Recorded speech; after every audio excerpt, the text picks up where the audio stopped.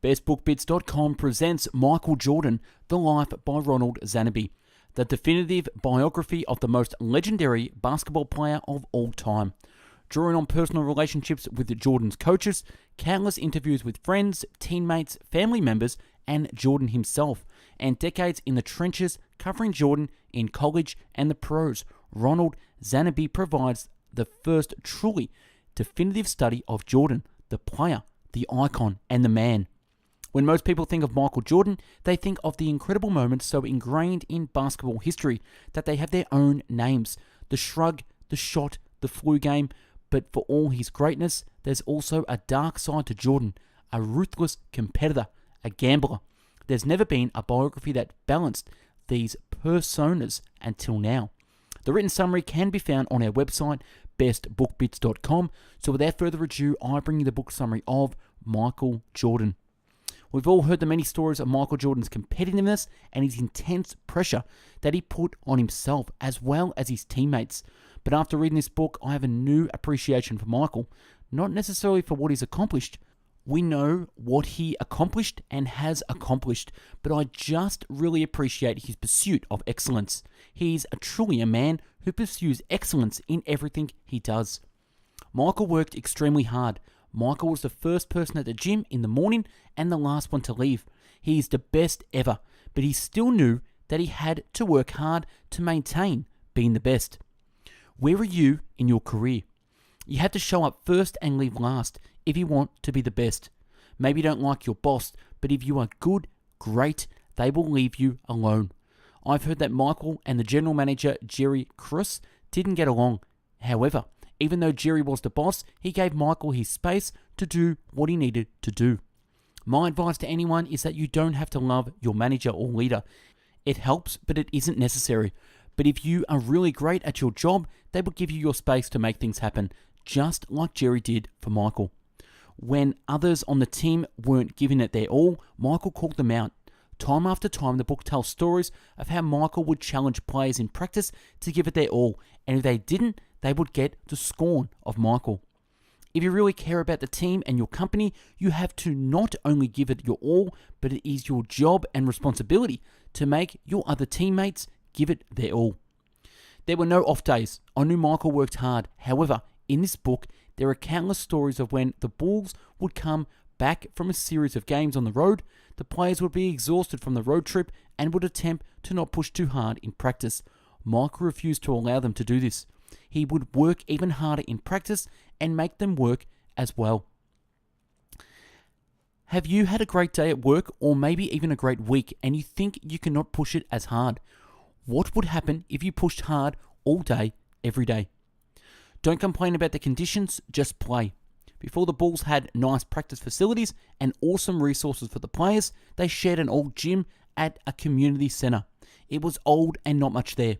Michael took one look at the facility and threw his gym bag down and said, "Let's play." The conditions will never be perfect. However, your play can be. It's up to you to change your attitude and just play. Respect the chain of command. There were many things that Michael may have disagreed with over the years with coaches and with his general manager. However, Michael always respected the chain of command and never said things to media or others to discount their authority. You can respect the chain of command by talking to your manager or your leader in person. Never do it behind their back or to others on the team. You have to give it your all even when you don't feel like it. Yes, we have all heard about the flu game. Game 5 of the 1997 NBA Finals, Michael was sick with the flu and ended up with the following stats. Michael played 44 minutes, finishing the game with 38 points, 7 rebounds, 5 assists, 3 steals, and a block. You are a professional, and what if you approach your job this way every day? Now I know if you have the flu, we don't want you in the office getting everyone sick. However, the point here is that there are times throughout the week, the month of the year, that you are needed. Be there no matter what. You can talk smack when you can back it up. You can talk smack when you can back it up. I can't even recall all the stories in the book and the many players that were quoted for the book describing the language that Michael used to talk trash to them on the floor. But Michael backed it up, play after play. If you were going to say you were the best, be able to back it up with the results and evidence.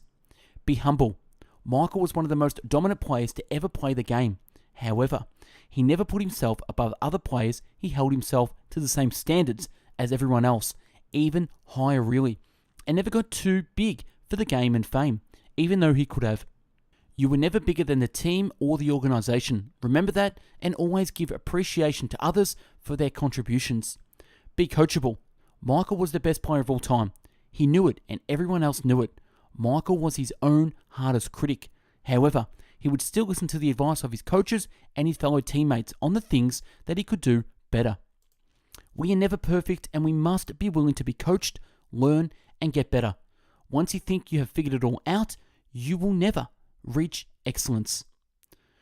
Have fun, even in the moment of intense practice and preparation.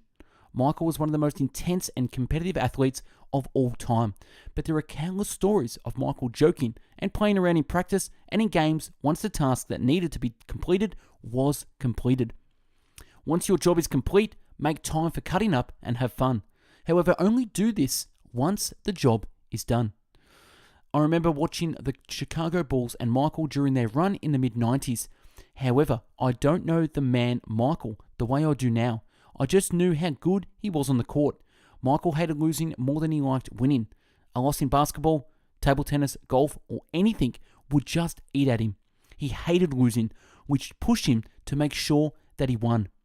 I have a greater appreciation for Michael and who the man is. His daily pursuit of excellence and not settling for anything is amazing. I would compare Michael's style to that of the late Steve Jobs. Jobs and Michael both believed in not doing anything halfway and always giving it their all. These two iconic figures both changed the world. Michael transformed the NBA and the athletic shoe and the apparel industry. He helped Nike become the dominant force it is now. Jobs created an entire industry that and truly changed the world. Michael was definitely provided with great gifts such as height and athleticism. However, he focused those gifts and developed and refined, practiced and worked at them to become what he became and is now one of the most transformative figures of all time. Define and develop your gifts. Define and develop your gifts that you have with the same approach as Michael did, and what can you accomplish to your success and your future. And that's a wrap on Michael Jordan. Subscribe to our channel and take a look at the hundreds of book summaries uploaded previously. To find hundreds of written summaries, check out our website, bestbookbits.com. And for hundreds of audio podcast summaries, find us on mixcloud.com/bestbookbits. If you want to get involved in our channel and help it grow and assist in sharing knowledge, connect with myself by dropping me an email at info@bestbookbits.com. Thanks for watching and listening, and I hope you got something from this bio on Michael Jordan. Have a great day. Take care.